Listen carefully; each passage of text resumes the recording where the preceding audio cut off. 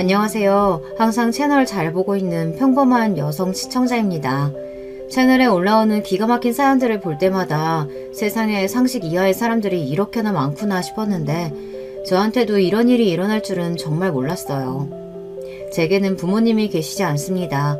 정확히 말하자면 아버지께서는 제가 2살 때 돌아가셨고 어머니께서는 6살 때 돌아가셨어요. 두 분 다 교통사고로 세상을 떠나셨고 저는 그래서 지금까지도 차 타는 것을 무서워합니다. 아버지께서는 비 오는 날 밤에 뺑소니 사고를 당하셨어요. 범인은 찾지 못했고 아버지께서 돌아가신 후로 어머니께서는 혼자서 저를 키우셨습니다.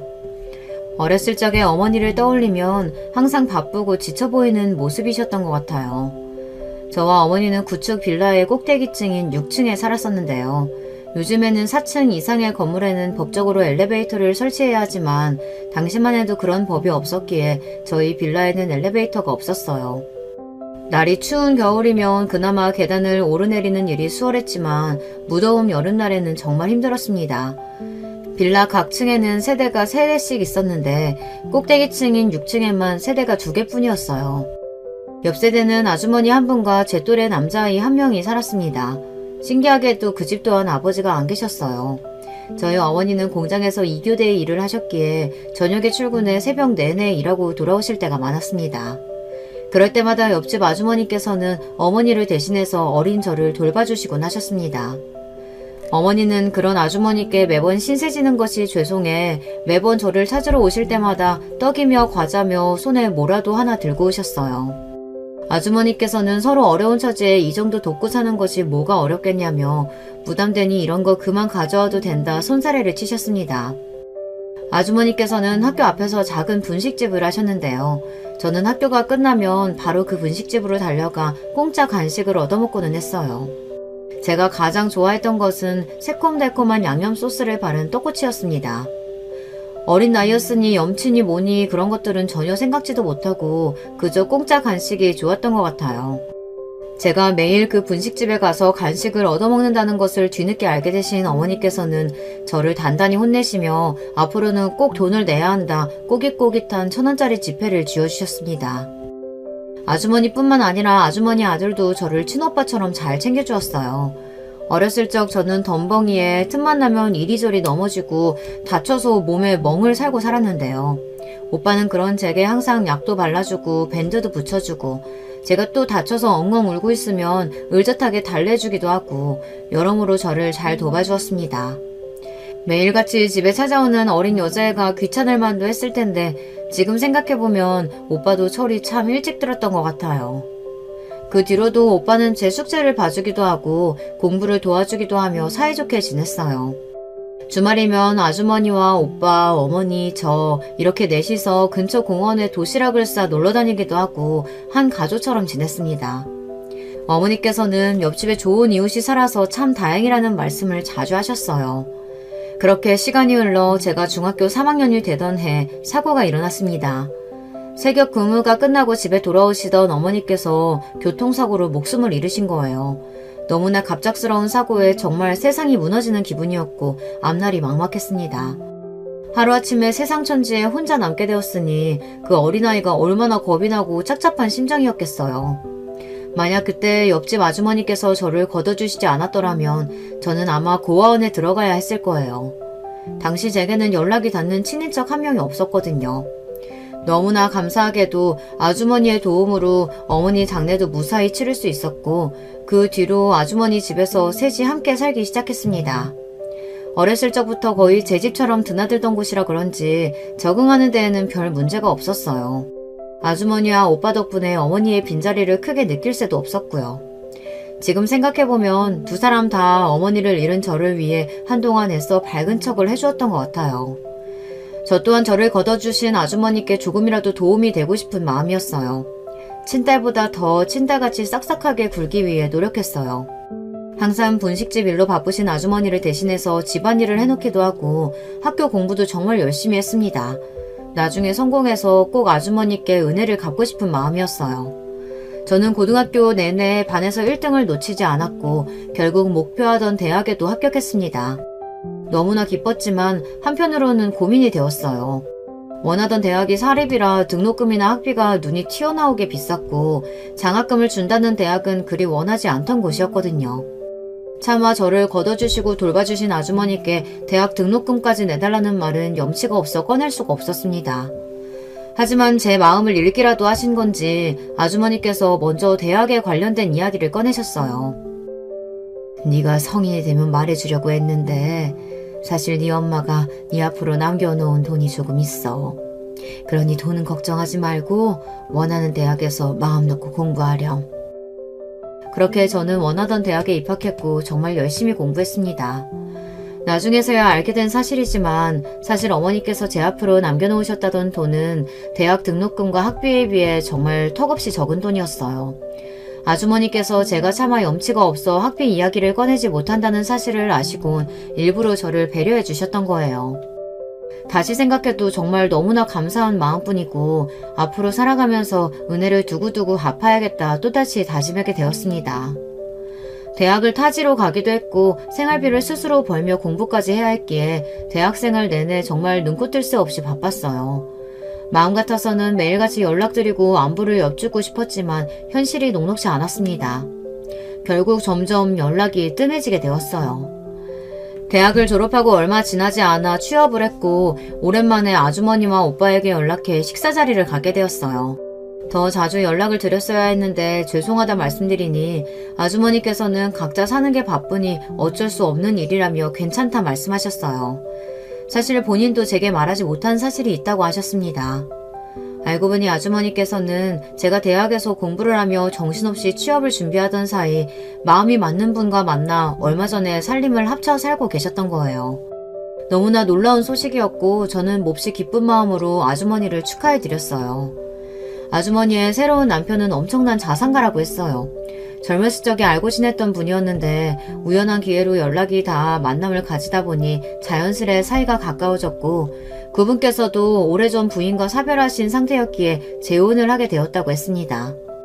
얼마나 부자인가 하니 빌딩 몇 채를 가지고 있는 부동산 부자라고 했어요.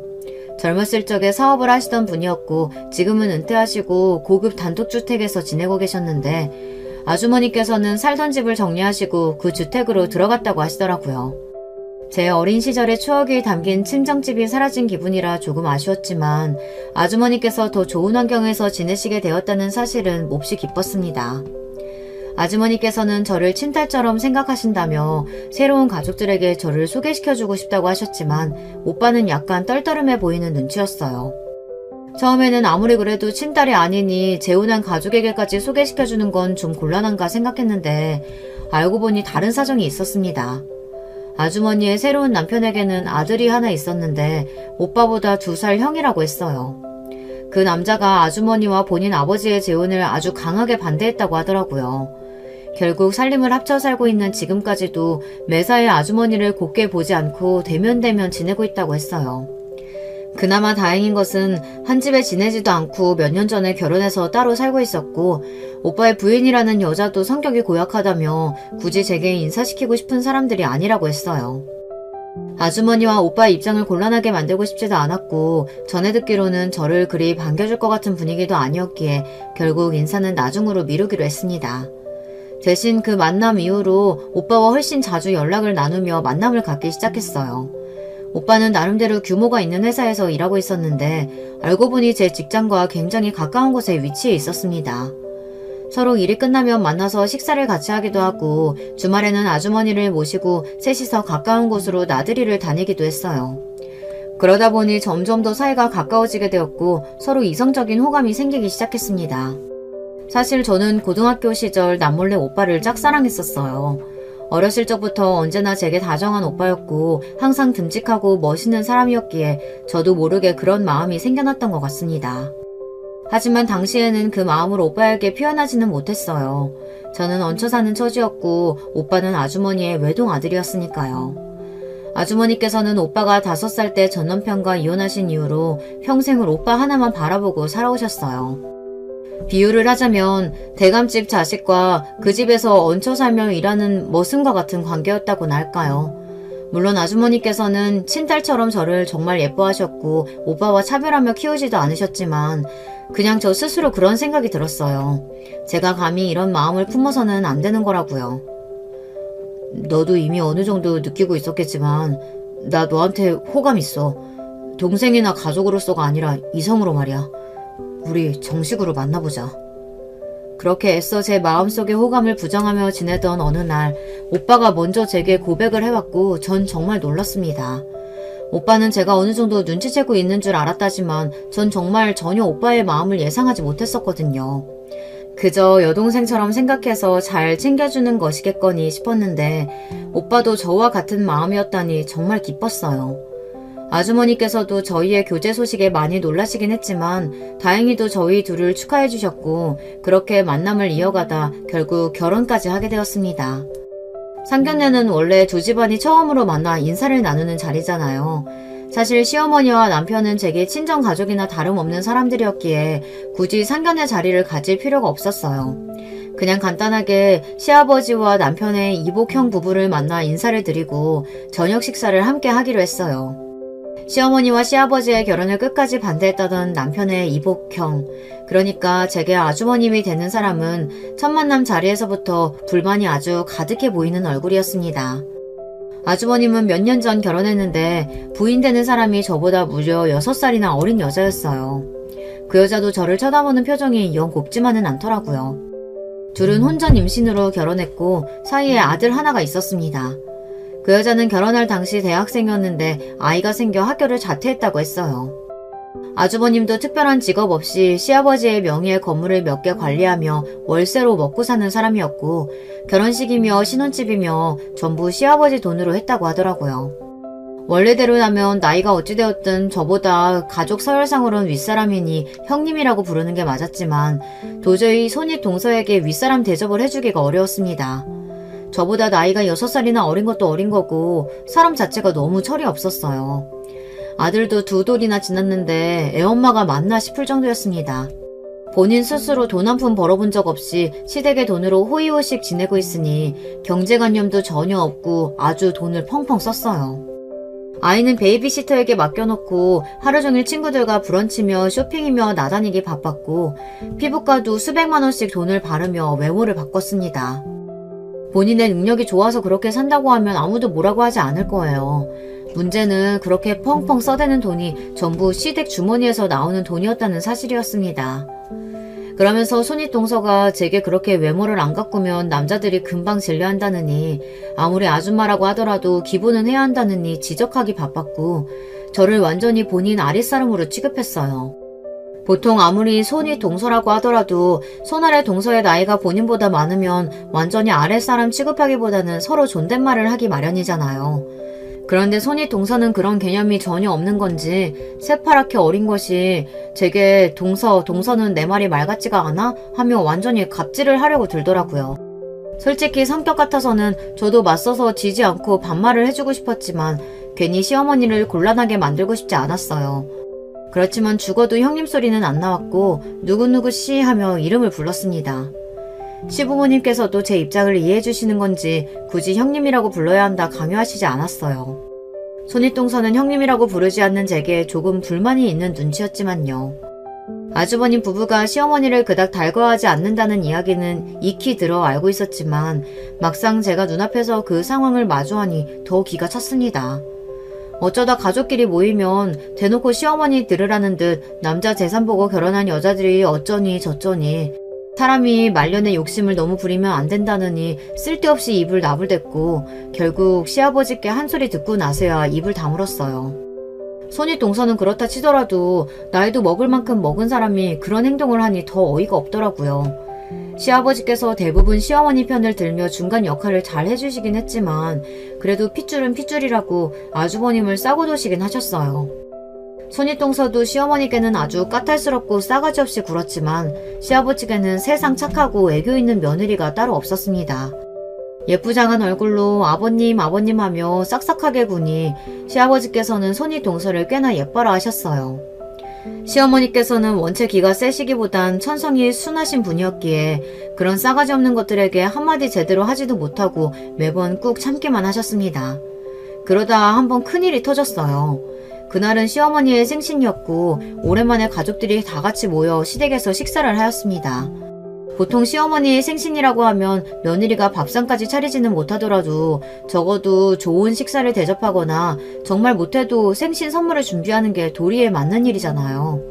상식적으로 세상 어떤 며느리가 시어머니 생신에 빛날로 시댁을 찾을 수가 있나요?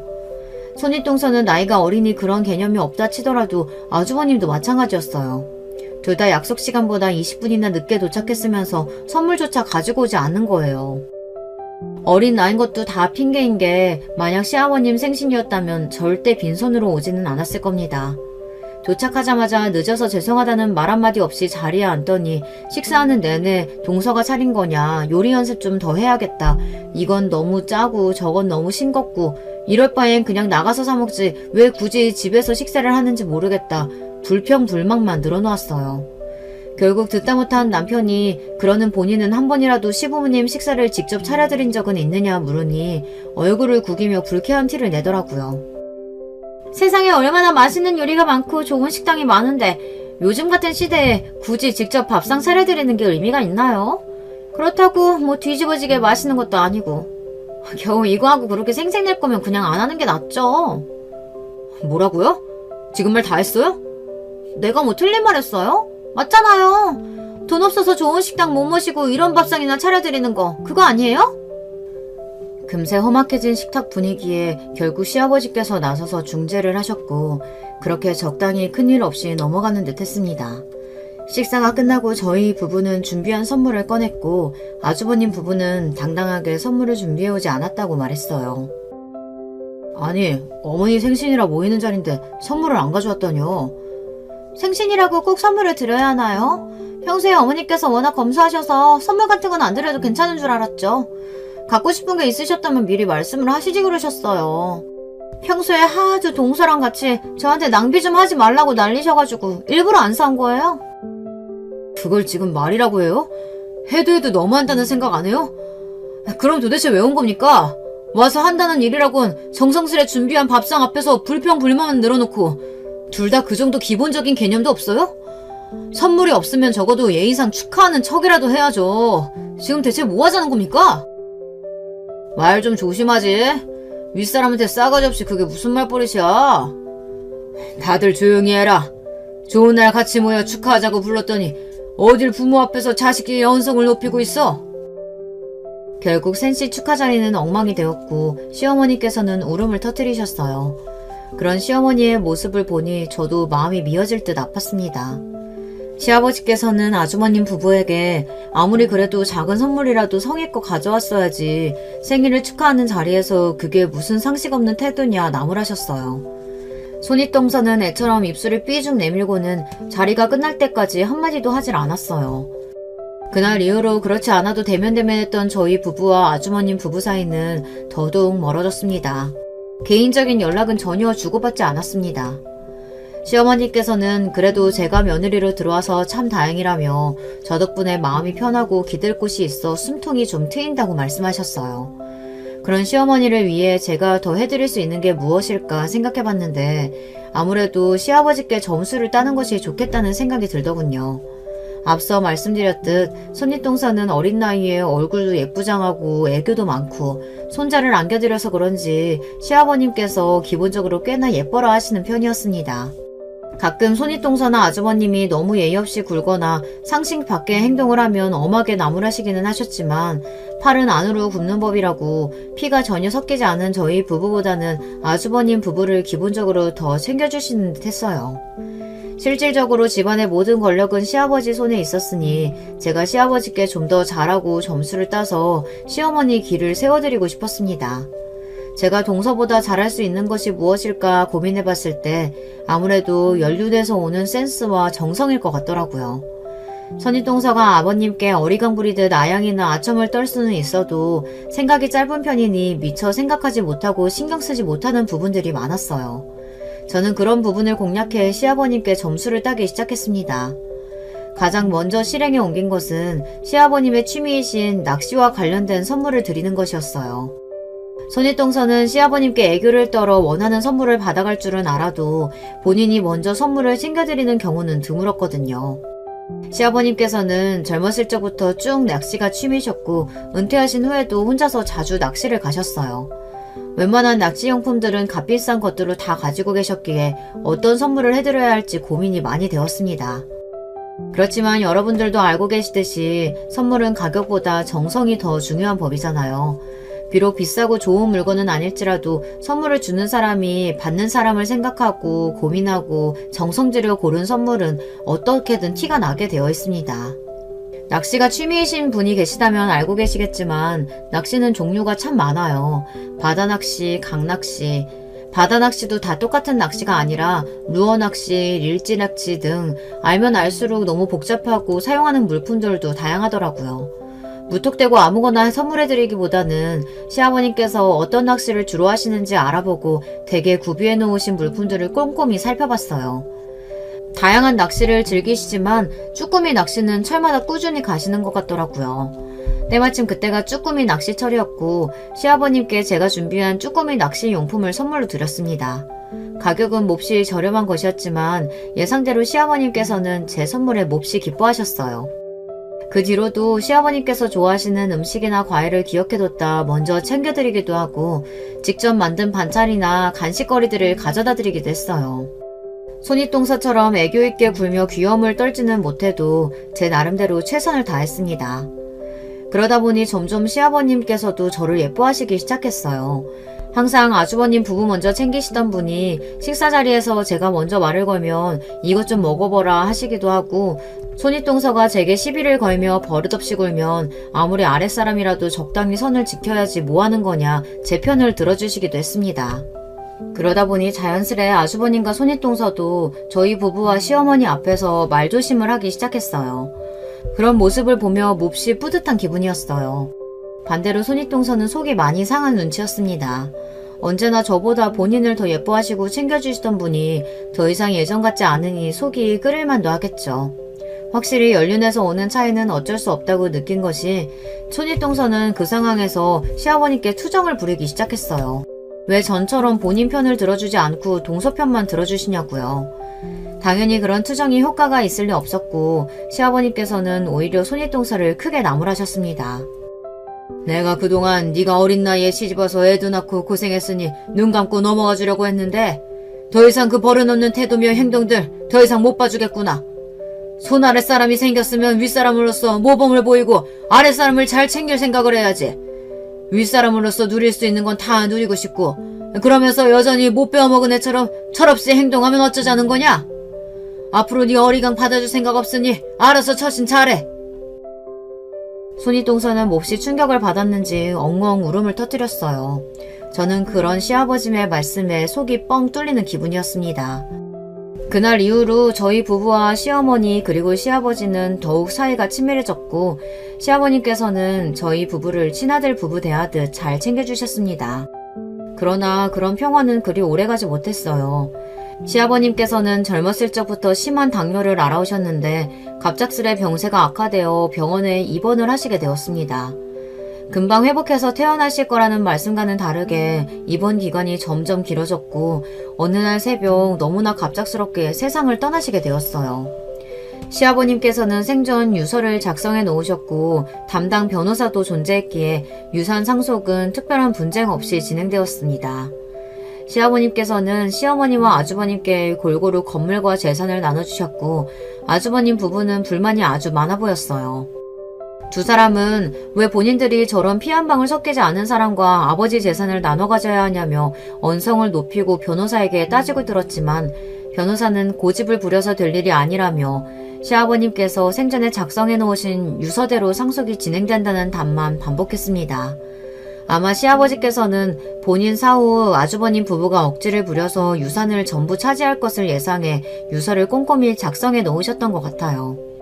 어느 정도 예상했던 일이었지만 시아버님께서 돌아가신 후로 아주버님 부부는 시어머니와 저희에게 완전히 아나무인이 따로 없었습니다. 이제 아버지도 돌아가셨는데 우리가 왜 당신을 어머니라고 불러야 하냐. 사실 당신도 재산 노리고 우리 아버지랑 결혼했던 거 아니냐. 원하던 것을 얻었으니 서로 볼 일 없는 거 아니냐 큰 소리를 떵떵 쳤고, 그런 아주버님 부부의 태도에 시어머니께서는 크게 상처받으셨어요. 두 사람이 본인을 진짜 어머니처럼 생각하지 않는다는 사실은 알고 있었지만 그래도 시어머니께서는 두 사람과 가까워지기 위해 정말 최선을 다하셨거든요. 아주버님 부부에게는 3살짜리 아들이 하나 있었는데 아까 말씀드렸다시피 둘 다 육아에는 관심이 없고 아이는 거의 베이비시터 손에서 자란 것이나 마찬가지였어요. 그렇지만 베이비시터가 24시간 내내 붙어 아이를 돌봐주지는 않잖아요. 저도 아직 아이를 낳아 키워본 경험은 없지만 장담하건대 적어도 그 두 사람보다는 훨씬 잘할 거예요. 두 사람은 아이 돌봐주시는 이모님이 퇴근하시면 아이를 거의 방치하다시피 했고 육아와 관련된 기본적인 지식조차 없었어요. 오죽했으면 베이비시터가 아동학대로 신고까지 했겠어요. 나중에서야 전해 들은 이야기지만 본인이 없을 때는 아이가 전혀 케어받지 못하는 것 같다는 생각이 든 베이비시터가 경찰에 신고를 했었다고 하더라고요. 조사까지 나왔지만 경찰 앞에서 세상 착한 부모인 척 가증스레 연기를 해서 무혐의로 벗어났고 그 뒤로 베이비시터를 바꿨다고 들었습니다. 시아버님께서는 저렇게 철없는 인간들이 아이는 잘 키우고 있는 건지 이따금 걱정하시긴 했지만 그래도 부모라는 사람들이 그 정도로 아이를 방치할 것이라고는 생각하시지 못했는지 육아에 크게 참견을 하지 않으셨다고 해요. 하지만 두 사람의 이야기를 전해들은 시어머니께서는 진심으로 아이가 걱정이 되셨다고 합니다. 그 뒤로 시어머니께서는 두 사람에게 육아에 대해 이것저것 알려주시기도 하고 시어머니 돈으로 육아용품을 사서 보내기도 했어요. 하지만 두 사람은 그러거나 말거나 왜 참견이냐며 까칠한 태도였고 본인들 일은 본인들이 알아서 하겠다고 못을 박았습니다. 그러던 어느 날이었어요. 그날은 시아버님께서 아주버님 부부에게 시댁에 잠깐 들렀다 가라고 말씀하신 날이었고 두 사람이 저녁 시간에 맞춰 손주 없이 둘이서 시댁을 찾았다고 해요. 그 모습을 보신 시어머니께서는 당연히 아이는 베이비시터가 봐주고 있겠거니 생각하셨다고 합니다. 오늘도 애는 그 시터인가 하는 이모님이 봐주시는 거니? 네? 아니요. 이 시간까지 일하는 시터가 어딨어요. 집에서 자고 있어요. 뭐야, 그럼 그 갓난애가 지금 혼자 있단 말이야, 집에? 갓난애라뇨. 3살이면 혼자서 밥도 먹고 걸어다니고 알아서 다 해요. 아, 제발 오바 좀 그만하세요. 잠깐 혼자 둔다고 큰일 안 나요. 상식적으로 도저히 이해가 안 되는 행동에 시어머니께서는 처음으로 두 사람에게 크게 호통을 치셨다고 해요. 앞뒤 이야기를 들은 시아버지께서도 니네가 제정신이냐며 언성을 높이셨고 그날 이후로 시어머니께서는 자주 아주버님 댁에 드나들며 아이를 돌봐주시기 시작했습니다. 저 두 사람에게 아이를 맡겨놨다가는 분명 언젠가는 큰일이 날 거라면서요.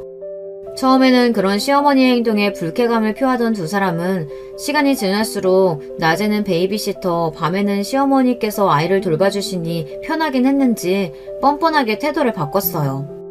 어머니, 저희가 이번에 일주일간 해외로 여행을 가는데요. 아무래도 그렇게 긴 기간 동안 아이를 맡길 곳이 마땅찮아서요. 어머니께서 좀 맡아주세요.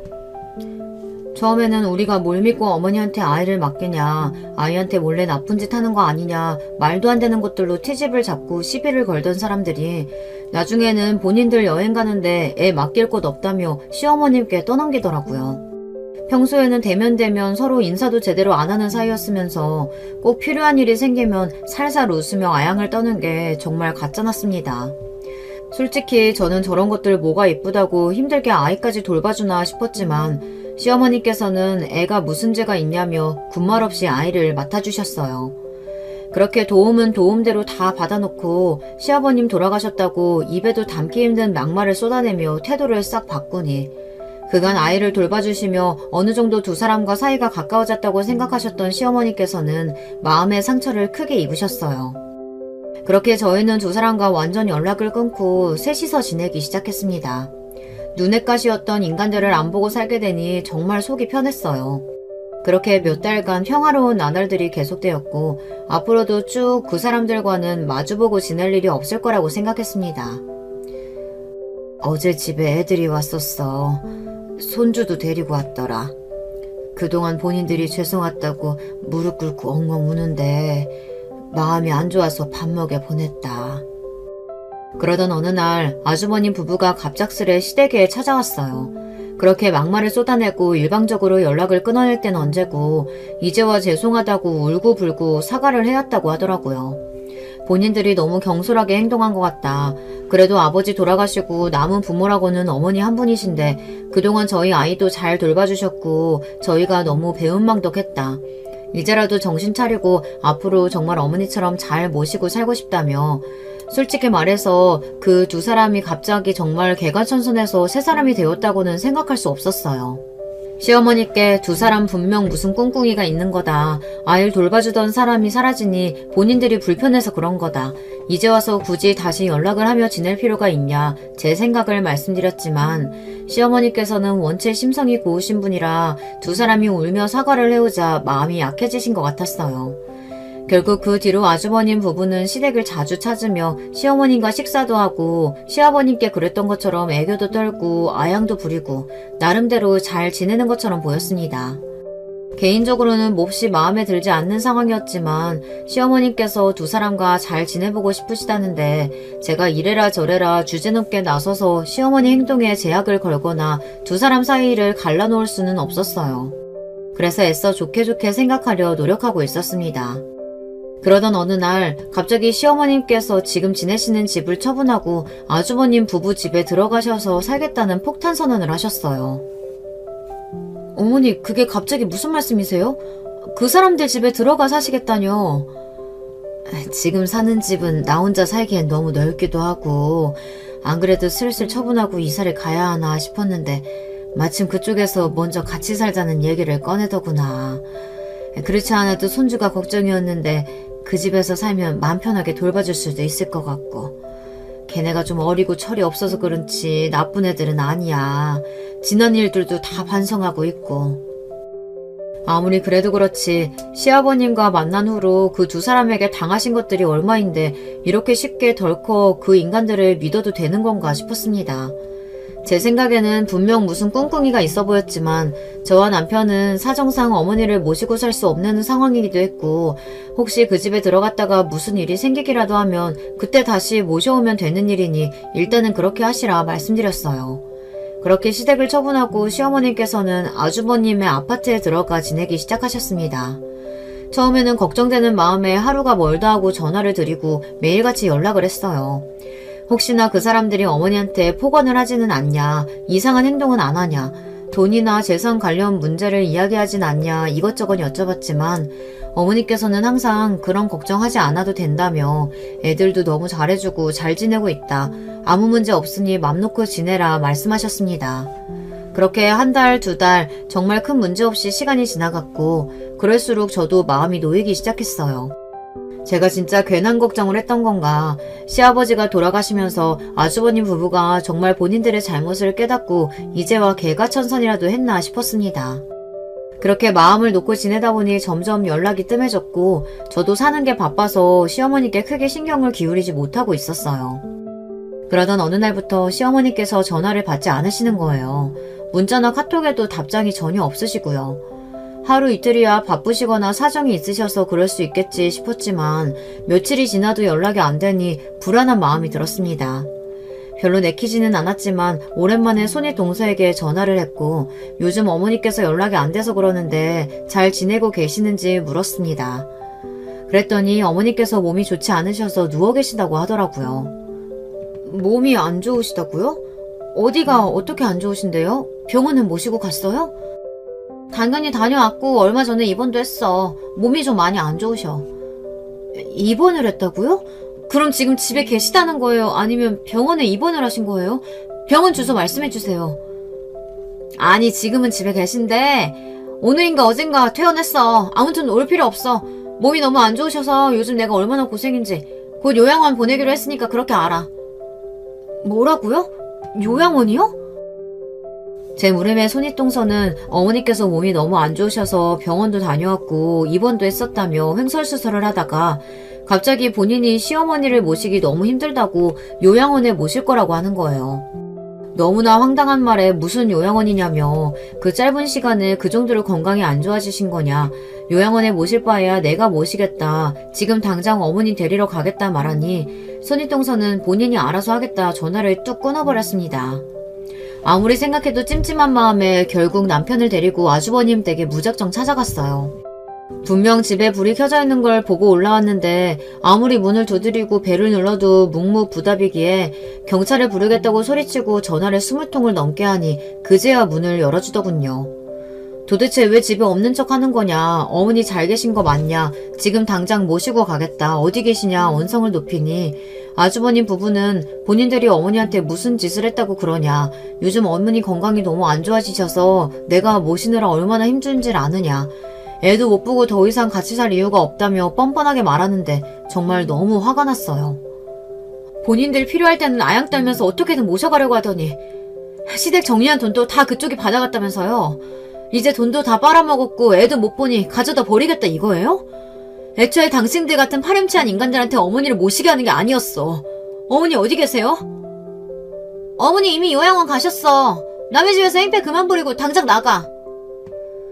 너무나 충격적인 손윗동서의 말에 이미 요양원에 가셨다니 그게 무슨 말이냐 따지고 들었고, 아주버님은 어머님이 한참 전부터 요양원에 계셨다며 숲속에 경치도 좋고 공기도 좋은 곳으로 모셨으니 신경 끄라고 말도 안 되는 소리를 해댔어요. 친아들도 모르는 사이에 마음대로 시어머니를 요양원에 모셨다는 게 말이 되냐, 당신들 어머니한테 무슨 짓 했냐, 어디다 모셨는지 당장 말하지 않으면 납치로 경찰에 신고하겠다, 미친 사람처럼 소리를 지르니 결국 주소를 말해줬어요. 바로 남편과 함께 몇 시간을 꼬박 달려 요양원으로 향했습니다. 요양원은 강원도 산골에 주소를 모르면 절대 찾지 못할 만큼 꽁꽁 숨겨져 있는 곳이었어요. 어머니는 휴대폰도 다 뺏긴 채 그곳에 거의 감금당하듯이 맡겨져 있었습니다. 저희를 보자마자 눈물을 터뜨리시는 어머니를 보고 정말 속에서 천불이 나는 것 같았어요. 게다가 더 기가 막힌 것은 그 부부가 한 짓이 이뿐만이 아니라는 사실이었어요.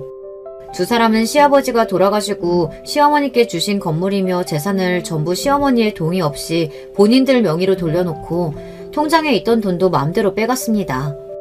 시어머니께서는 서류며 절차며 부동산에 관련된 것들을 잘 모르시니 감언이설로 살살 어머니를 꼬드겨 서류와 통장을 몰래 빼내가 그런 파렴치한 짓거리들을 저질렀던 것입니다. 그러나 이 두 사람은 이 모든 사실을 따지고 들자 너무나 뻔뻔한 태도로 일관했어요. 아니, 동서 친족 상도래도 몰라?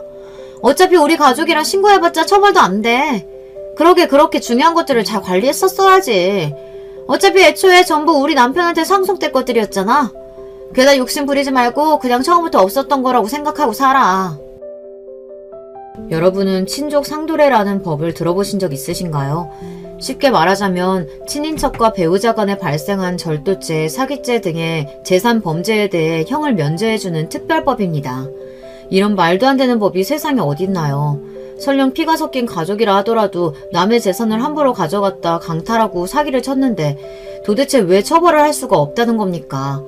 너무나 분하고 억울했지만 손윗동서 말대로 저희는 법적으로 친족이었고 가진 것들을 다 뺏겨놓고도 아무것도 할 수가 없는 것이었었어요. 이대로 정말 저 뻔뻔한 년놈들은 떵떵거리며 잘 사는 꼴을 보고만 있어야 하는 건가?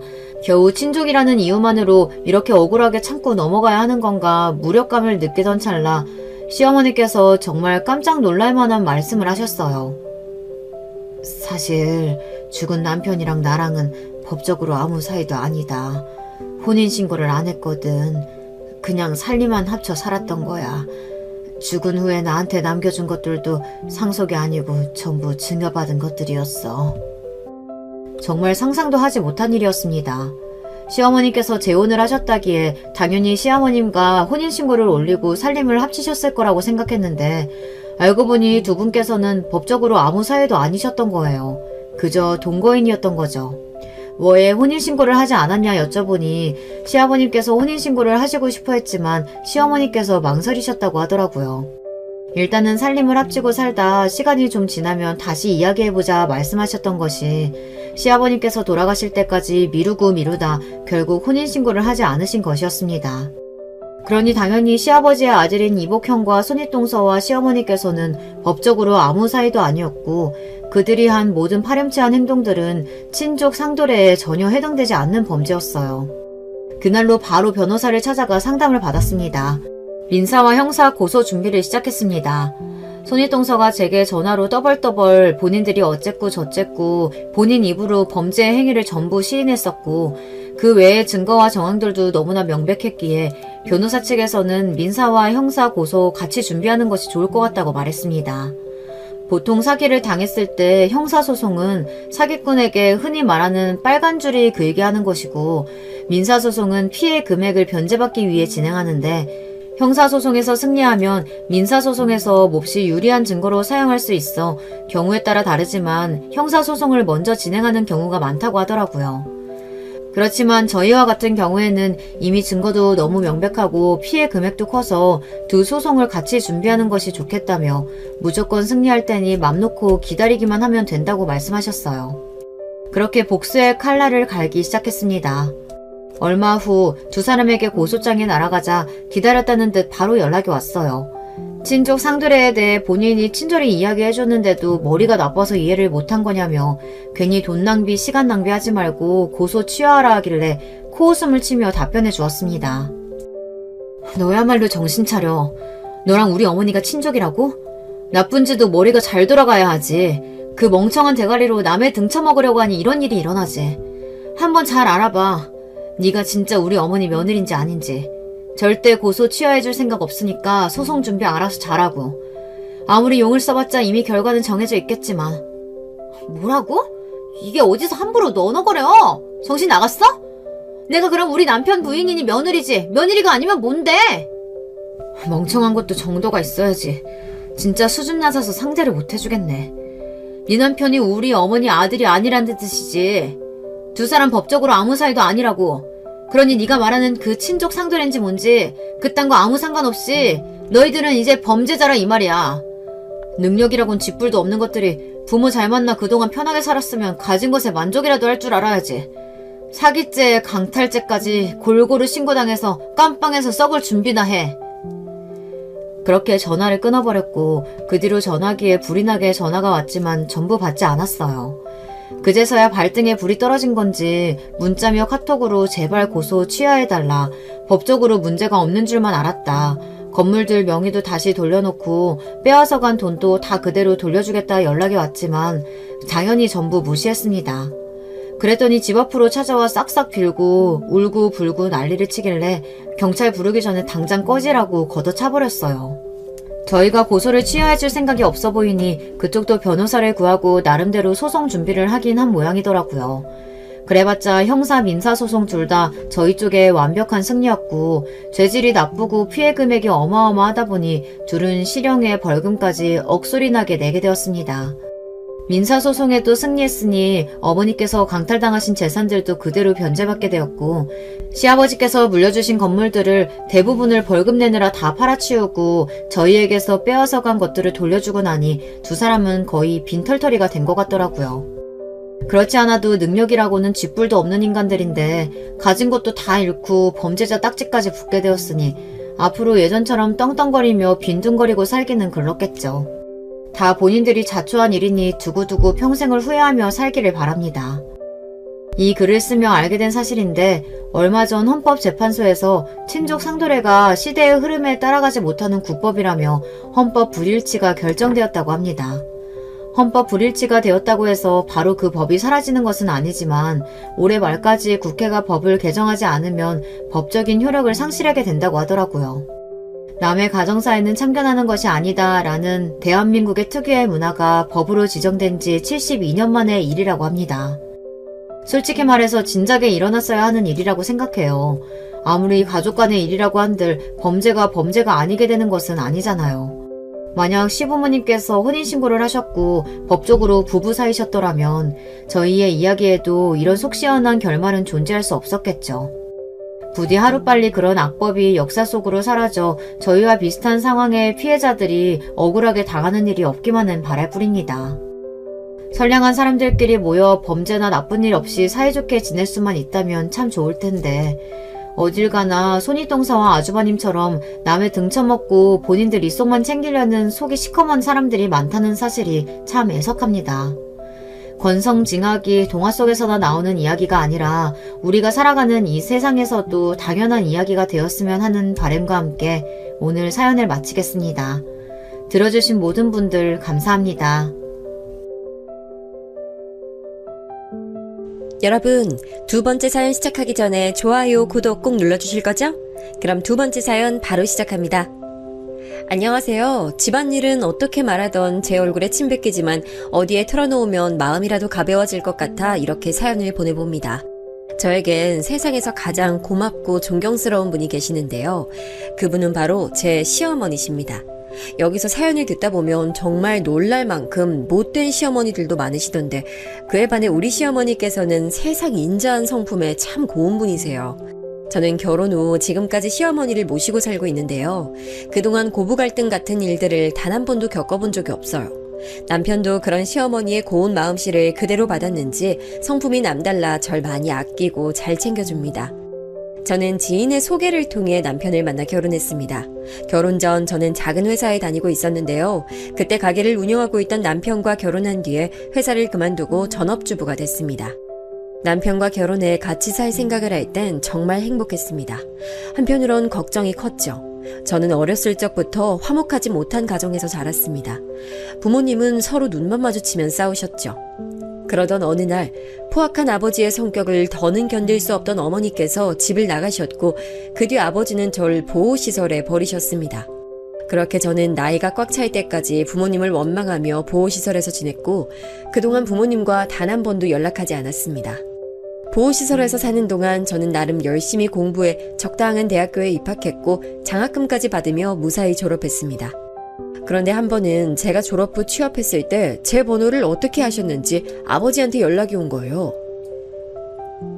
선이야, 나 네 아버지다. 내가 너 취직했다는 소리를 들었는데 맞냐? 그럼 이제 돈 좀 벌지? 내가 지금 돈이 필요한데 네가 좀 빌려줬으면 좋겠다. 아니 근데 취직했으면 바로 연락도 하고 효도할 생각을 해야지 어른이 먼저 연락하게 만들어서야 되냐? 나도 이제 하나밖에 없는 딸년 덕 좀 보고 살아야겠으니 내가 연락하면 즉각 받아. 다짜고짜 돈을 내놓으라고 하는 아버지의 말이 너무 황당했습니다. 아버지가 제게 해준 게 뭐가 있다고 제 덕을 보고 살겠다고 하신 걸까요? 처음 아버지의 연락을 받고 속도 없이 좋아했던 제가 바보 같았어요. 이후 저는 몇 번 정도 아버지께 돌려받을 생각 없이 돈을 보내드렸습니다. 아무리 절 보호시설에 버렸어도 제 아버지니까 낳아준 은혜를 생각하고 드린 거였죠. 그런데 제가 정말 군말 없이 돈을 드리니 괜찮다 싶었는지 아버지는 무슨 돼지 저금통 배 가르는 것처럼 당연하게 돈을 요구하시기 시작했습니다. 나중에 가선 제 몇 달치 월급 이상의 돈을 보내라고 해서 그건 어려울 것 같다고 거절했더니 직장인이니까 대출이라도 받아서 당장 돈을 보내라고 하시는 거예요. 그때 더는 안 되겠다 싶더라고요. 그래서 더는 돈을 드릴 수 없다고 하니 아버지와 바로 연락이 끊어졌습니다. 차라리 잘 됐다 싶었어요. 이런 식이라면 평생 연락 안 하고 사는 게 낫다 생각했죠. 하지만 부모와 자식 간 연은 참 질기더군요. 남편과 결혼하기로 했을 때 생각해보니 상견례를 해야 하는데 저 혼자 달랑 가면 시부모님께서 얼마나 이상하게 생각하시겠어요. 결국 이번엔 제가 먼저 아버지께 연락을 드릴 수밖에 없었습니다. 아버지, 다름 아니라 저 곧 결혼해요. 그래서 이번 주에 상견례 하기로 했는데 그날 한 번만 와주시면 안 돼요? 그냥 얼굴만 비추시고 바쁜 일 있다고 가셔도 돼요.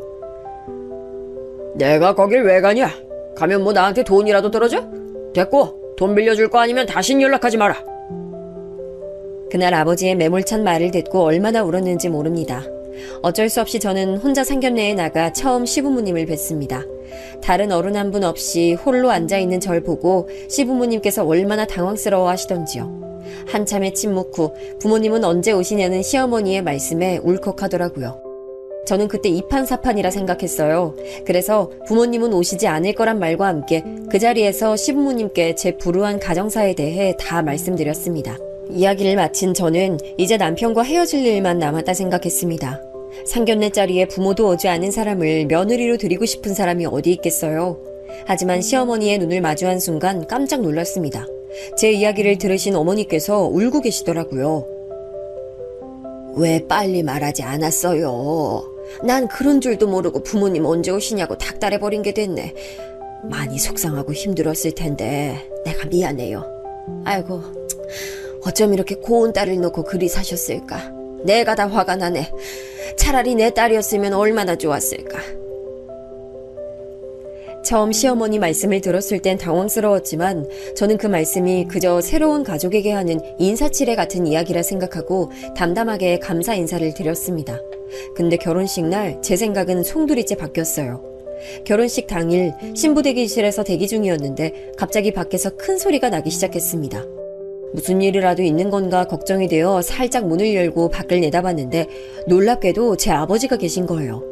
더 놀라운 건 아버지가 시어머니와 언쟁을 벌이고 있었던 겁니다.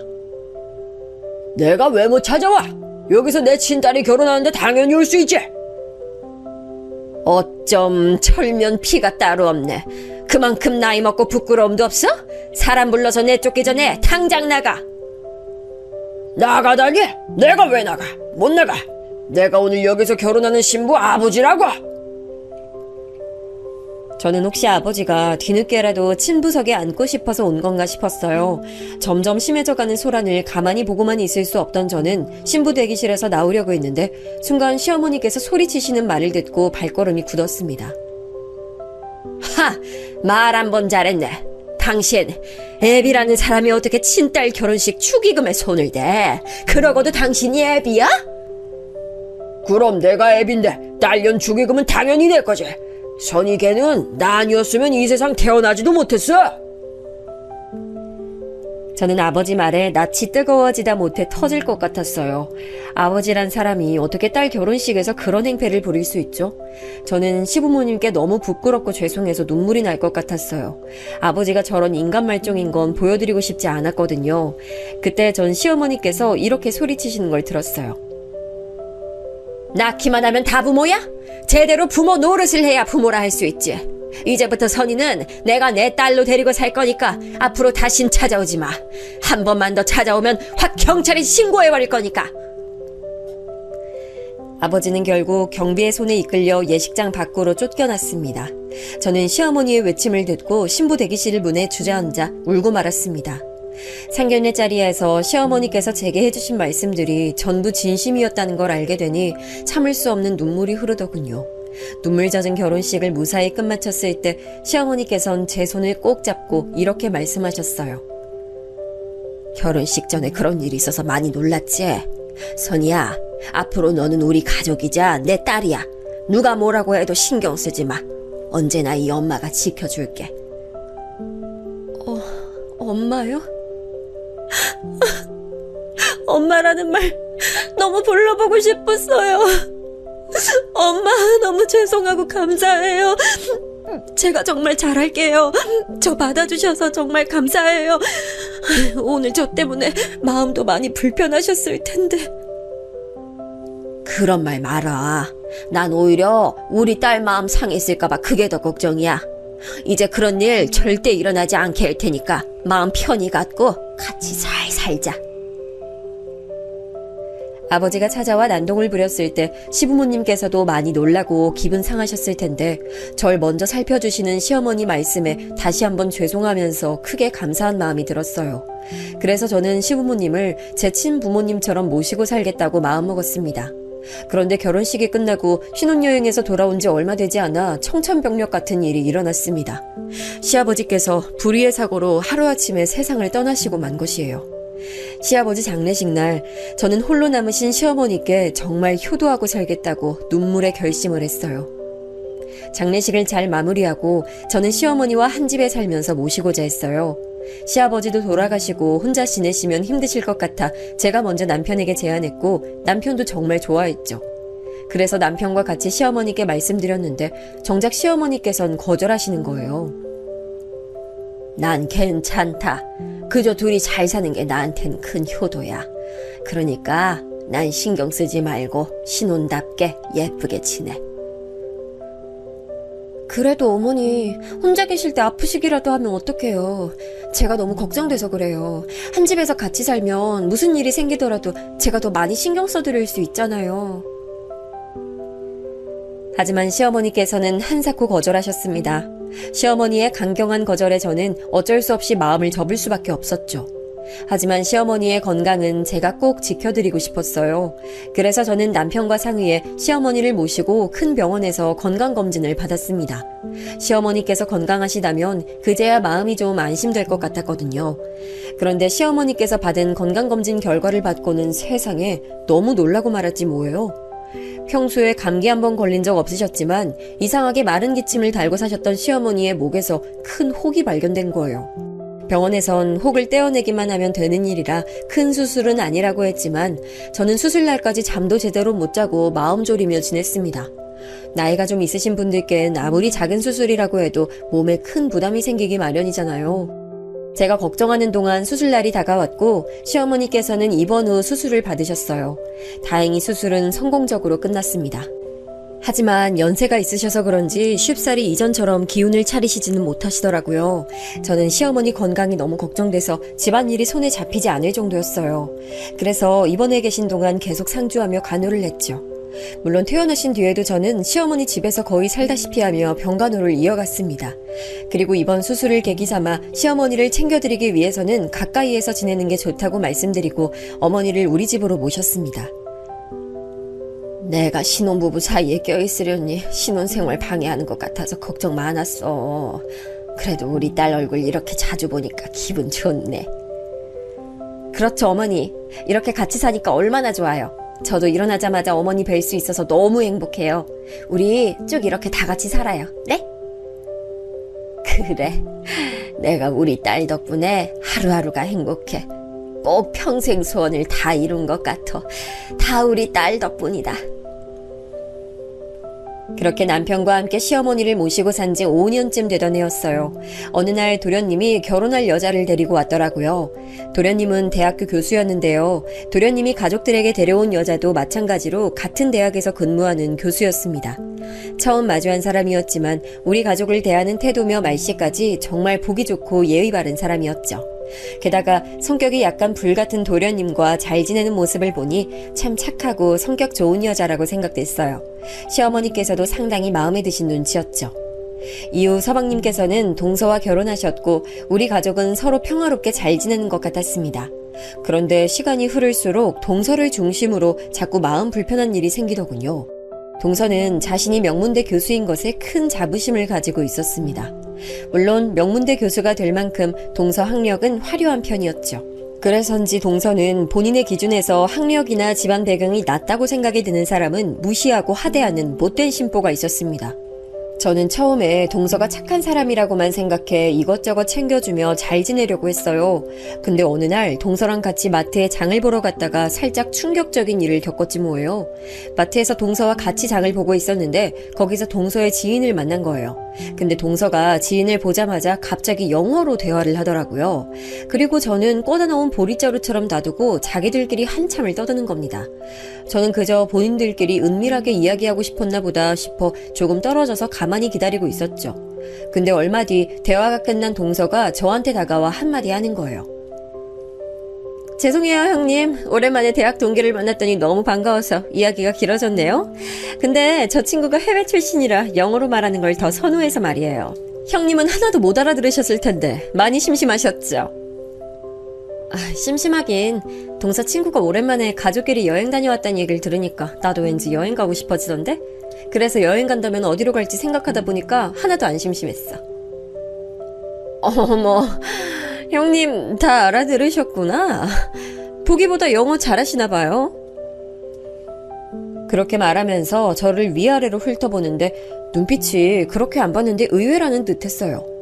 그 순간 동서의 시선에 기분이 너무 불쾌하더라고요. 만약 제가 거기서 영어를 아예 못 알아들었다면 동서가 저를 어떤 시선으로 볼지 예상이 됐거든요. 하지만 마음 한편으로는 제 기분 탓일 수도 있지 싶어 그날은 그냥 다른 말 없이 넘어갔습니다. 그런데 그 후에도 동서는 몇 번이나 저를 시험하듯 하더군요. 절 볼 때마다 영어에 관한 질문을 하질 않나, 같이 잘 보고 있던 드라마를 꺼버리고 갑자기 영어 뉴스를 틀질 않나, 그것도 아니면 대뜸 같이 영화 한 편 보자면서 자막 없는 미국 영화를 틀어놓는 거예요. 그리고 중간중간 저를 떠보면서 사람 신경을 살살 긁더군요. 형님, 방금 저 배우가 뭐라고 하셨는지 알아들으셨어요? 당연히 알아들었지. 왜, 동서는 못 알아듣겠어? 그래서 나한테 묻는 거야? 어머, 아니요. 제가 모를 리 있겠어요. 명색이 대학 교수인데요. 저는 혹시나 형님이 못 알아들으신 건 아닌가 싶어서 알려드리려고 물어본 거예요. 내가 알아듣든 못 알아듣든 동서가 무슨 상관이야? 그리고 저번부터 생각한 건데 동서 묘하게 사람 기분 나쁘게 하는 게 있어. 자꾸 영어 가지고 나 떠보기나 하고 말이야. 다 알고도 그냥 넘어가줬더니 내가 만만한가 봐. 아니에요, 형님. 만만하긴요. 생각해보니까 제가 말이 좀 별로였던 것 같네요. 죄송해요. 자꾸 그렇게 말하니 저도 더는 좋게 쳐내지 못하겠더라고요. 그러더니 그 이후부터는 별다른 말이나 떠보는 행동도 사그라들었습니다. 만약 제가 하나라도 모르는 티를 냈다면 저를 얼마나 무시했을지 짜증나더라고요. 그 이후부터 저는 동서와 조금씩 거리를 뒀습니다. 그렇게 제가 동서에게 보이지 않게 선을 긋는 사이 어느 순간부터 동서의 시선은 시어머니에게 향해 있었어요. 사실 시어머니께서는 어린 시절 집안 사정 때문에 국민학교도 졸업하지 못하셨어요. 시어머니의 아버지께서는 도박에 빠져 살았는데 그 때문에 큰 빚을 많이 지셨다고 해요. 그 바람에 시어머니는 유년 시절 내내 빚쟁이에게 시달렸고 가족 모두가 빚쟁이들을 피해 야반도주를 하며 이사를 하셨다고 합니다. 그러다 보니 시어머니의 형제들은 미리 독립해서 출가해버렸고 그 탓에 가족들은 뿔뿔이 흩어진 채 살고 계신답니다. 시어머니께서도 일찍이 독립해 살아남기 위해서 여태껏 안 해본 일이 없이 사셨다고 해요. 이 이야기들은 대부분 제가 시어머니와 같이 살게 됐을 무렵 시어머니께서 술 한잔 하시면서 살짝 알려주신 것들이었어요. 친아들인 남편에게도 잘 말하지 않은 이야기를 제게 해주셨던 거죠.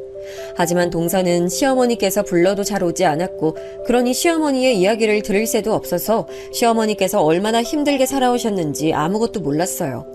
그 때문에 동서는 시어머니께서 국민학교도 제대로 나오지 못했다는 걸 그저 가난의 상징 또는 게으름의 표본이라고 여겼던 것 같아요.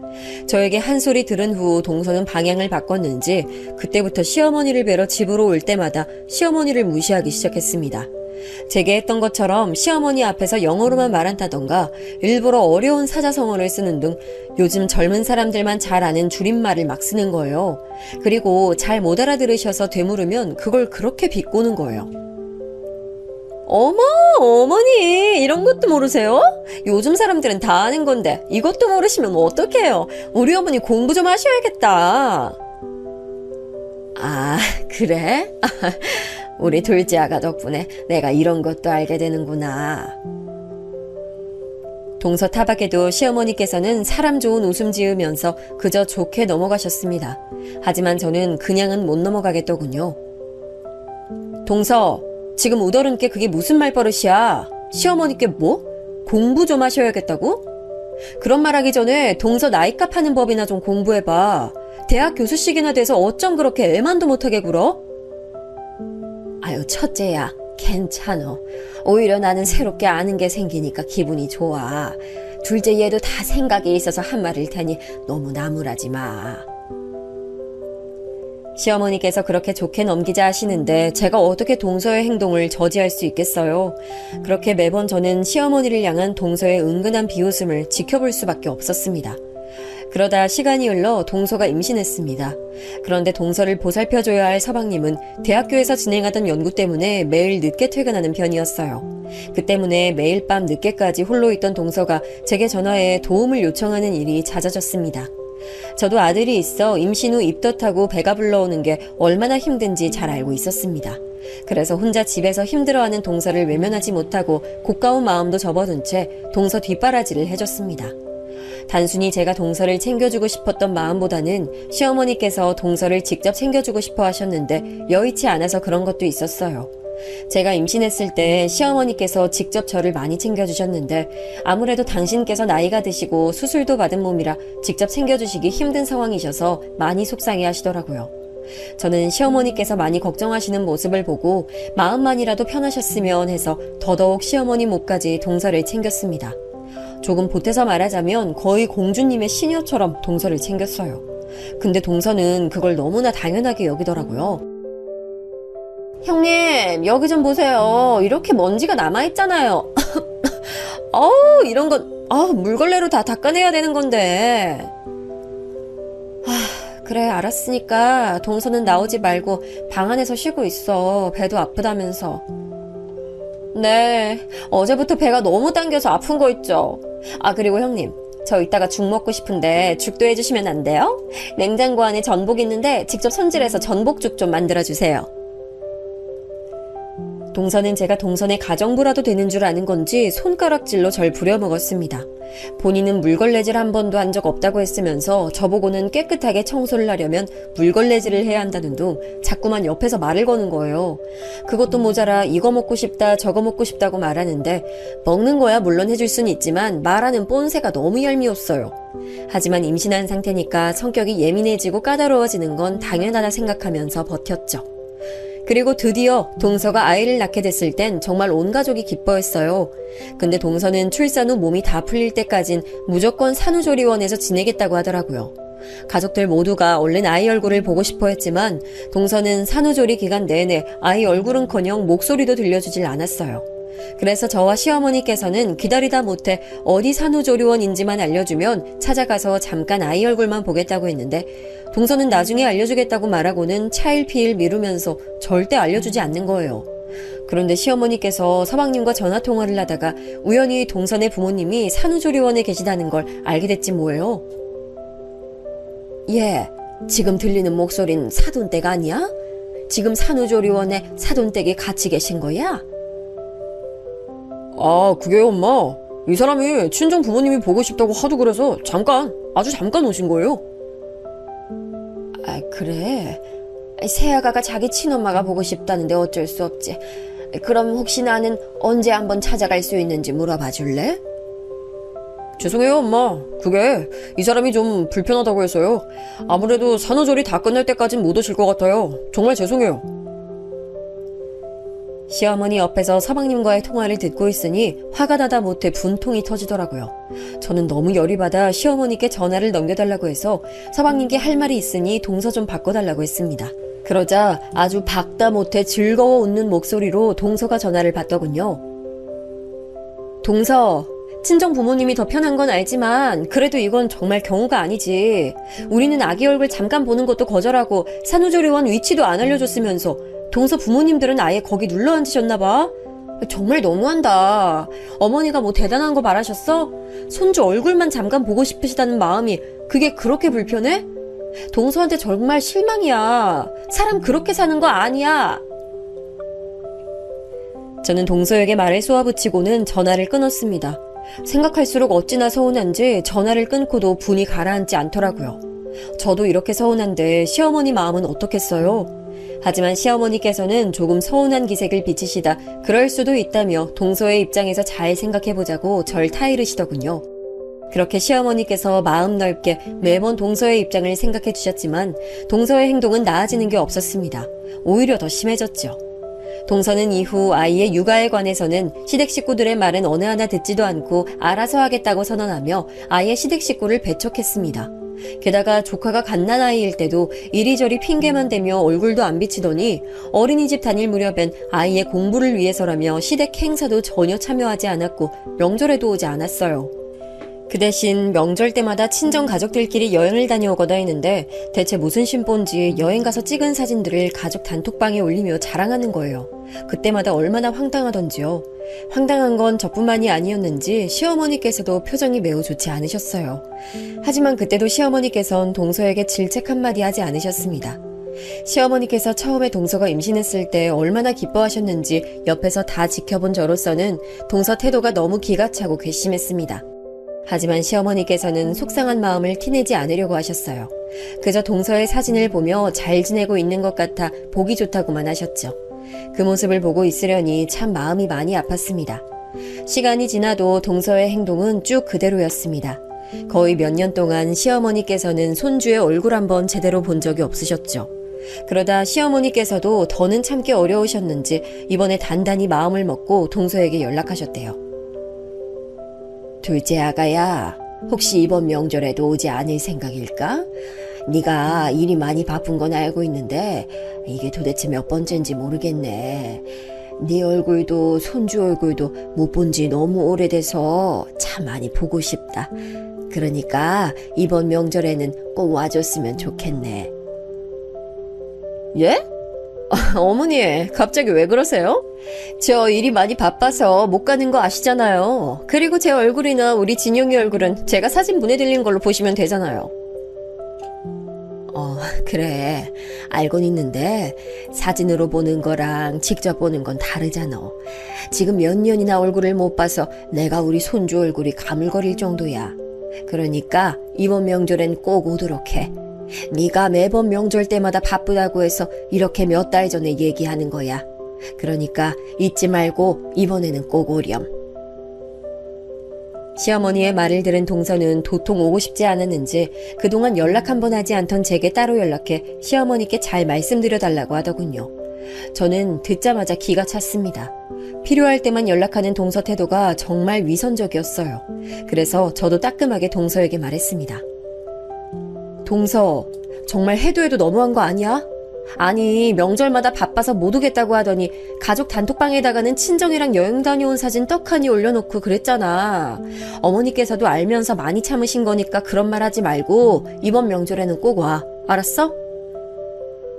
형님, 그건 몇 달 전부터 계획한 일들이라서 어쩔 수 없이 그랬던 거예요. 제가 설마 일부러 그랬겠어요? 사는 게 바빠서 까먹고 하다가 그런 거죠. 그리고 명절 때도 애들 공부 때문에 바빠서 그런 걸 어떡해요? 그럼 이번에 어머니께서 몇 달 전에 연락하신 거니까 동서 말대로라면 미리 약속 잡은 거나 다름없잖아. 그럼 이번 명절에 올 수 있겠네. 그리고 명절에 무슨 공부야. 그날 하루 정도 공부 안 해도 동서 아들은 동서 닮아서 머리가 있으니까 별일 없을 거야. 그러니까 꼭 와. 이후 동서에게서 몇 번 연락이 왔지만 전 똑같이 말하고 끊어버렸죠. 그리고 드디어 명절이 됐어요. 저는 오랜만에 보는 조카를 위해 여러 가지 음식도 잔뜩 만들고 선물도 준비했어요. 남편도 오랜만에 볼 남동생과 대작할 생각에 술과 용돈을 잔뜩 준비했고요. 시어머니께서도 내심 기대가 크셨는지 따로 용돈에 선물을 가득 준비하셨죠. 조카가 얼마나 컸을지 다들 궁금해하며 이야기하는 동안 동서네가 도착했습니다. 서방님이 먼저 현관에 들어서서 시어머니께 크게 인사를 드리며 남편과 인사를 나눴고 그 뒤로 동서와 조카가 들어왔어요. 동서는 얼굴이 굳은 상태로 고개만 까딱거리며 인사하더군요. 그게 안 이꼬아 보였지만 조카를 보니 곧 그런 마음이 사라졌습니다. 주변을 둘러보며 눈을 반짝이는 게 어찌나 사랑스럽던지요. 6살 조카의 모습은 마치 제 아들의 어렸을 적 모습 같아 너무 귀여웠습니다. 시어머니께서도 오랜만에 손주를 보고 많이 기쁘셨는지 보자마자 허리를 굽히고 두 팔 벌려 조카 이름을 부르셨어요. 진영아, 아유 할머니야. 진짜 오랜만에 보네 우리 새끼. 어머니, 우리 새끼라니요. 말씀 좀 조심해 주세요. 요즘 그런 말 쓰면 안 된다는 거 모르세요? 여보, 그만해. 여기까지 와서 뭐 하는 짓이야? 내가 뭘? 요즘은 저런 말 절대 안 써. 어린애 정서에 안 좋다고. 그리고 어렸을 때부터 고운 말을 들어야 하는 거 당연한 거잖아. 당신 정말 꼭 이래야겠어? 그럼 일부러 어머니가 그러셨단 말이야? 아유, 아범아, 그만해라. 미안해, 아가. 내가 말 조심하마. 우리 강아지 할머니한테 오렴. 동서는 오자마자 시어머니 말씀에 트집을 잡더라고요. 서방님이 바로 한마디 했지만 시댁에 오기 전에 서방님과 동서가 한바탕 언쟁이 있었는지 어쩐지 둘 사이 분위기가 쌩쌩 찬바람이 불었죠. 영 분위기가 안 좋자 시어머니께선 바로 사과하시고 손주를 안고 얼으셨어요. 오랜만에 할머니를 보자 신기하고 좋은지 조카도 조금씩 웃기 시작했습니다. 오느라 고생들 많았어. 배고프지? 첫째 아가랑 내가 음식 많이 준비했으니까 얼른 먹자. 엄마, 몸도 안 좋으실 텐데 음식까지 준비하셨어요? 아니, 이 정도 음식이면 형수님 혼자서 하셔도 되지 않아요? 다음부턴 우리 엄마 조금만 더 신경 써주세요. 화살이 갑자기 제게 돌아오자 말문이 막혔습니다. 솔직히 저는 명절 때마다 시어머니께 푹 쉬시라고 하고 혼자 음식 다 했습니다. 시어머니께서 제가 얼마나 잘해주셨는데 제가 시어머니께서 음식을 하시게 두겠어요? 이번 명절에도 제가 혼자서 다 요리하려고 했어요. 그런데 시어머니께서 오랜만에 귀여운 손주 온다고 몇 가지 요리는 직접 꼭 만드시겠다고 하시더라고요. 그래서 이번만 시어머니랑 같이 음식 준비를 한 것뿐이었어요. 근데 서방님은 제가 시어머니를 모시고 신경 쓰는 만큼 시어머니를 챙긴 적이 없습니다. 가끔 와서 얼굴만 뵙고 가는 게 다였죠. 시어머니를 함께 모시고 사는 남편도 서방님 말에 화가 났는지 언성을 높이더라고요. 뭐? 야, 말 조심해. 형수가 네 식모인 줄 알아? 조금만 더 신경 써주긴 뭘 써? 이 사람이 엄마한테 얼마나 잘하는지 네가 알기나 해? 엄마 몸도 안 좋으신 거 뻔히 알면서 요리하게 둔 게 어떻게 잘하는 거야? 아우 얘들아, 이 좋은 날 왜 싸우고들 그래. 내가 하고 싶어서 요리에 조금 손댄 것뿐이야. 그러니까 그러지 말고 식사부터 해. 결국 화목하고 즐거워야 할 식사 시간은 싸늘한 냉기만 감도는 자리가 됐습니다. 조카도 어른들 분위기에 위축돼 눈치만 보더라고요. 그래서 시어머니께서 손주 기분을 풀어주기 위해 말을 많이 거셨습니다. 시어머니께서 주도적으로 분위기를 풀려고 하시니 결국 남편과 서방님도 서로 화해를 냈고 그렇게 분위기가 좋아지는 것 같았어요. 그때 밥을 다 먹은 조카에게 시어머니께서 준비한 장난감을 주려고 하니까 동서가 갑자기 식사를 하다 말고 조카한테 방에 들어가서 가져온 책을 읽으며 공부를 하라고 하는 게 아니겠어요? 엄마, 나 지금 책 읽기 싫어요. 책 나중에 읽으면 안 돼요?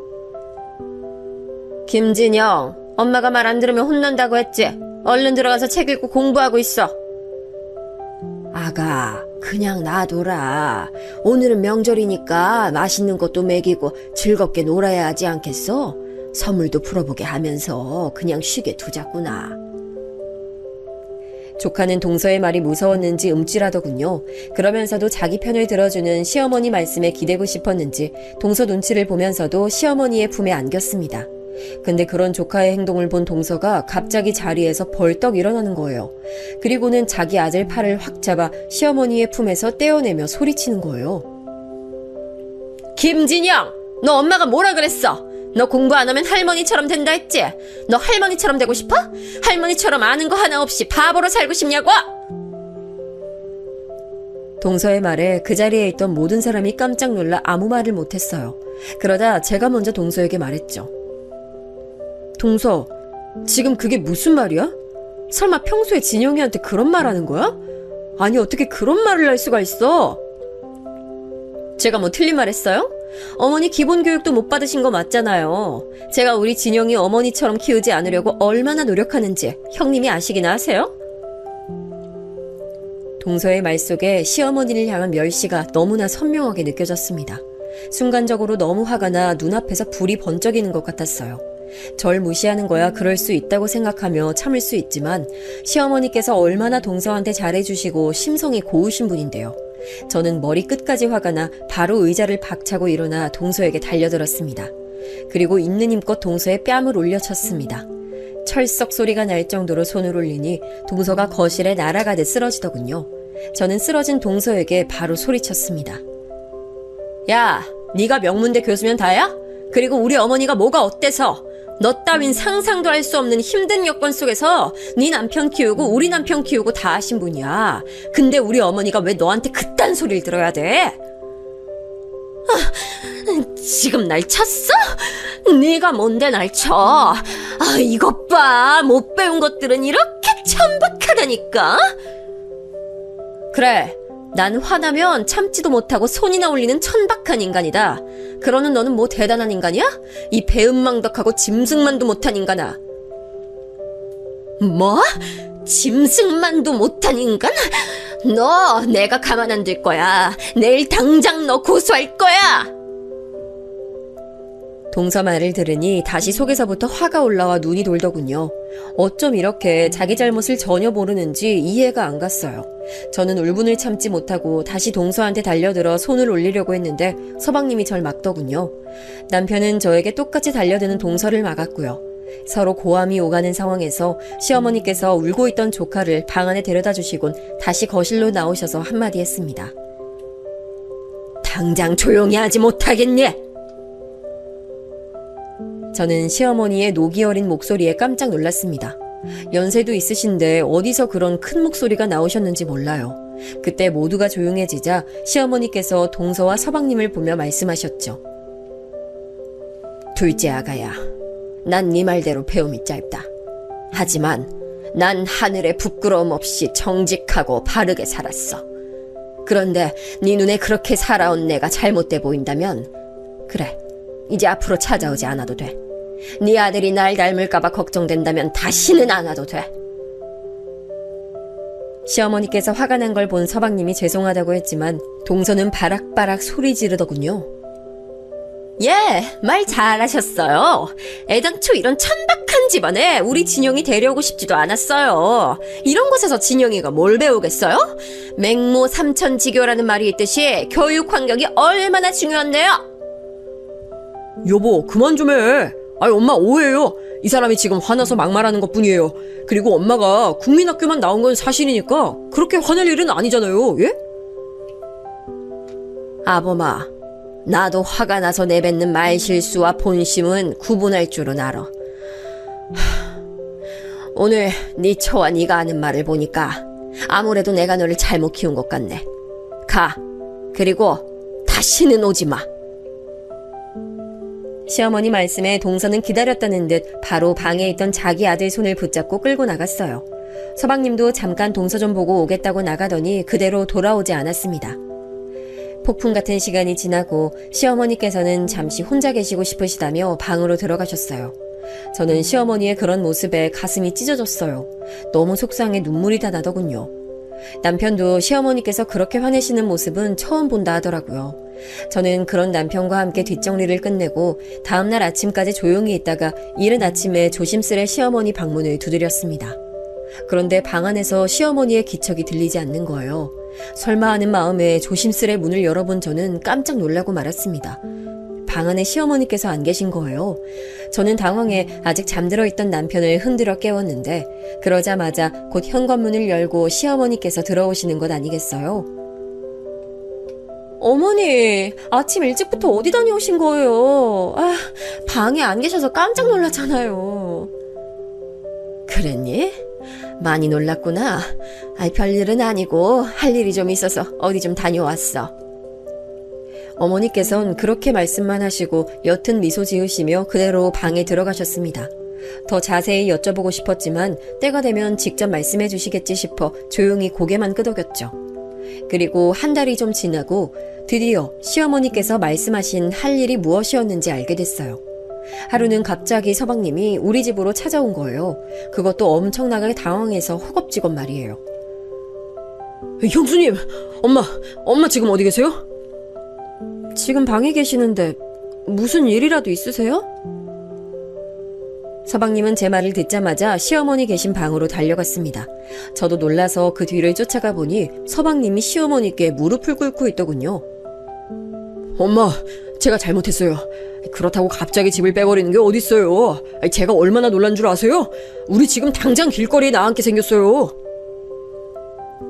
하지만 시어머니께선 눈길도 주지 않고 대답도 안 하시더라고요. 서방님은 애원하다가 화도 내며 시어머니께 어떤 말이라도 들으려고 했습니다. 하지만 시어머니께서는 딱 한마디 하셨습니다. 나가. 엄마, 제가 잘못했다니까요. 제가 지은이 데리고 와서 사과시킬게요. 예? 지금 밖에 있으니까 바로 내려올게요. 말을 마친 서방님은 다시 밖으로 뛰어나갔죠. 그동안 시어머니는 아예 등을 돌리고 앉으셨습니다. 얼마 지나지 않아 동서와 서방님이 다시 집 안으로 들어와 시어머니 앞에 무릎을 꿇으며 빌더라고요. 어머니, 제가 잘못했어요. 제가 생각이 짧았어요. 다신 그런 말 하지 않을 테니까 제발 용서해 주세요. 제발 집만이라도 다시 어떻게 해주세요. 네? 엄마, 지은이도 지금 잘못했다고 빌고 있잖아요. 한 번만 봐주세요. 진영이를 집 없이 키울 순 없잖아요. 제발요. 나는 둘째 아들도 둘째 며느리도 없어. 나가. 저는 동서와 서방님의 말씀을 토대로 어떤 상황인지 알 것 같더라고요. 솔직히 좀 시원하면서 그렇게 높던 동서의 콧대가 부러진 걸 보니 고소했죠. 그렇게 옆에서 가만히 지켜보고 있었는데 갑자기 동서가 저한테 매달리는 거예요. 형님, 제가 잘못했어요. 어머님께 말씀 좀 드려주세요. 전 그저 진영이를 잘 키우고 싶은 마음에 그때 말이 헛나온 거예요. 네? 아, 그래? 하긴 동서는 항상 진영이를 잘 키우고 싶어 했지. 근데 그럼 원하는 대로 된 거 아니야? 이제 시댁 안 오고 애 공부에만 전념하면 되잖아. 잘 됐네. 형님, 정말 너무하세요. 형님이 뺨 때린 거 제가 고소도 안 했잖아요. 근데 이러시기에요? 정말 기가 찬다. 지금이라도 고소하고 싶으면 해. 난 겁 안 나. 그리고 내가 너무하면 지금까지 동서와 서방님이 한 짓은 뭐라고 생각해? 제발 두 사람이 한 행동을 먼저 생각해. 말 다 했으면 이제 어머니 말씀대로 나가줘. 그리고 이젠 다신 찾아오지 마. 제 말에도 서방님과 동서는 한동안 집 밖으로 나가지 않으려고 용을 썼습니다. 그래서 하는 수 없이 가게에서 일하고 있던 남편을 불러 둘을 내쫓았어요. 시어머니께서 두 사람이 한바탕 난리를 치고 가버리자 속이 많이 상하셨는지 며칠 동안 밥도 잘 못 드시더라고요. 그리고 뒤늦게 저는 시어머니께 어떻게 된 일인지 들을 수 있었습니다. 알고 보니 시어머니께서 부동산을 몇 채 가지고 계셨더라고요. 땅을 보는 눈이 있으셨던 건지 건드리는 부동산마다 다 수익이 잘 나셨대요. 그렇게 부동산으로 재산을 불려 남편의 가게도 내주시고 서방님이 대학교 교수가 될 때까지 전부 뒷바라지 하셨던 거더라고요. 결혼 초에 남편이 장만해오겠다던 집도 사실은 시어머니께서 주신 거였대요. 정말요? 그럼 왜 이제껏 한 번도 말씀 안 하셨어요? 괜히 분란 일으키고 싶지 않았어. 하지만 이렇게 된 거 아무래도 유언장까지 고쳐야겠다.